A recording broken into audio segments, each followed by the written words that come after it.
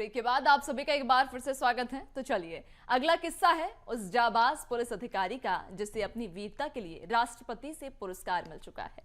AIG Dinesh कौशल को डकैतों के साथ हुए एनकाउंटर में कब पहली बार लगा कि यदि सामने से आ रही गोली में यदि उनका नाम लिखा हुआ तो पत्नी अनुराधा जी और परिवार का क्या होगा, क्या है पूरी कहानी, सुनाते हैं आपको।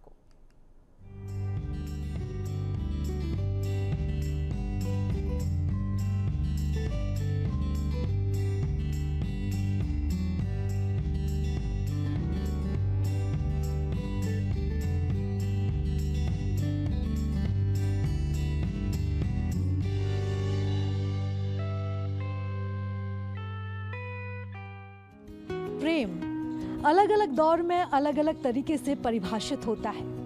मायने शब्दों में चाहे जैसे ढल जाएं या बदल जाएं, लेकिन भावनाओं में, जज्बातों में इसकी सिर्फ एक परिभाषा होती है, वो है कि बस एक दूसरे का होकर रह जाए। जहां हम और तुम का भेद मिट जाए और रह जाए तो बस हमारा।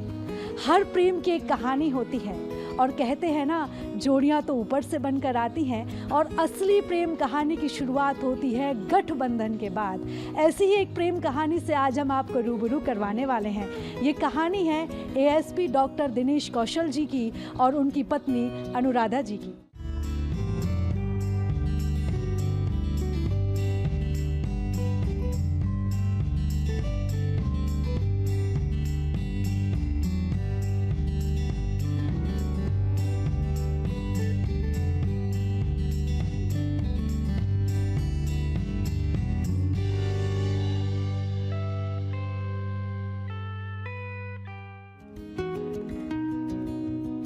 शादियां परिवार वालों की मर्जी से करनी चाहिए क्योंकि वे बहुत टिकाऊ होती हैं और उनमें समर्पण भी बहुत ज्यादा होता है। ये राय हमारी नहीं है, ये राय है एआईजी दिनेश कौशल जी की। अपने करियर के दौरान डकैतों के कई सारे एनकाउंटर करके राष्ट्रपति से वीरता पदक ले चुके इस जांबाज अधिकारी की प्रेम कहानी शुरू हुई शादी के बाद। यहाँ तक कि उन्होंने रिश्ता तय होने से पहले अपनी पत्नी को देखा भी नहीं।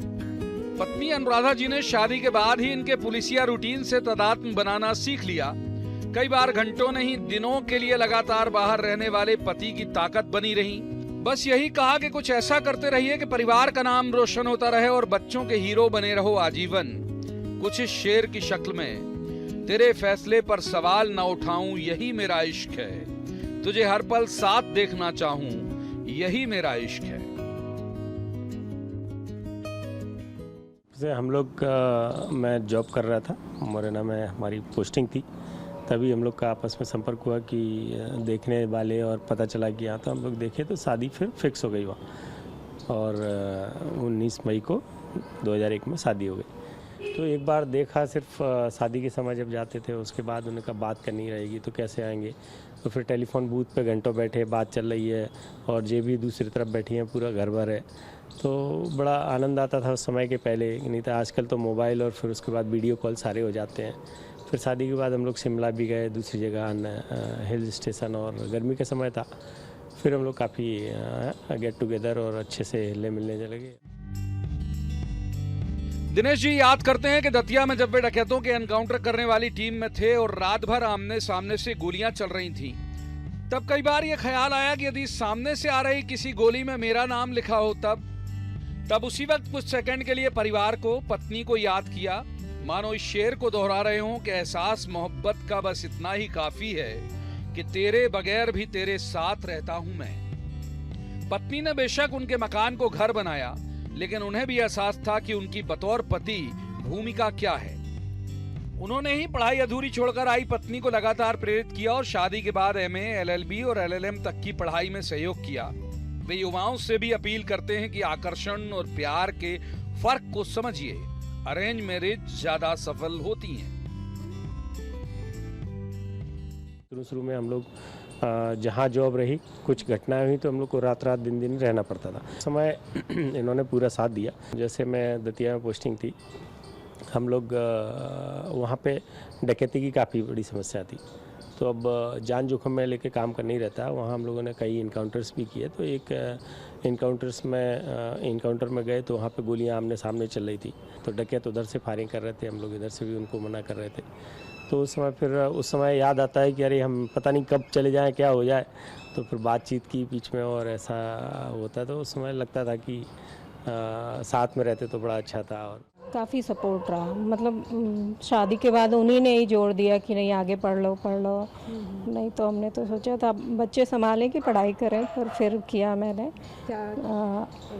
मेरा MA किया साइकोलॉजी से, उसके बाद लॉ किया, फिर सागर से सेंट्रल यूनिवर्सिटी से LLM किया, फिर बरकतुल्ला से PhD करी, वो भी हो गई है। ग्वालियर थे इसके पहले, तो 3 साल जॉब भी किया वहाँ पे जीवाजी यूनिवर्सिटी में। तो पूरा सपोर्ट रहा पढ़ाई का। चाहे कुख्यात डकैतों से भिड़ंत हो या अपराधियों से सामना, उनकी ताकत बनकर मौके पर भी ख्यालों में हमेशा साथ रही उनकी पत्नी। कोविड के वक्त भी जब पूरे परिवार को अपनी ड्यूटी की वजह से इन्फेक्टेड कर दिया था उन्होंने, तब भी उनकी धार्मिक पत्नी ने न खुद हौसला खोया, न ही परिवार को हौसला खोने दिया। अब तो शादी के 22 साल हो गए, बच्चे अपने कैरियर के लिए घर से बाहर निकल चुके हैं। दोनों अभी भी एक दूसरे की ताकत बने हुए हैं। किसी शायर की ये पंक्तियां इनकी मोहब्बत पर बड़ी मौजू हैं। साथ छोड़ने वालों को सिर्फ बहाना चाहिए, जो निभाना चाहते हैं वो मौत की दहलीज तक साथ नहीं छोड़ते। इस प्रेम कहानी को सुनकर मुझे सरवत हुसैन जी का एक शेर याद आता है। पाँव साकित हो गए सरवत किसी को देखकर, एक कशिश महताब जैसी चेहरा ये दिलवर में थी। कैमरामैन उमेश के साथ मैं प्रीता उपाध्याय दीक्षित, BSTV भोपाल।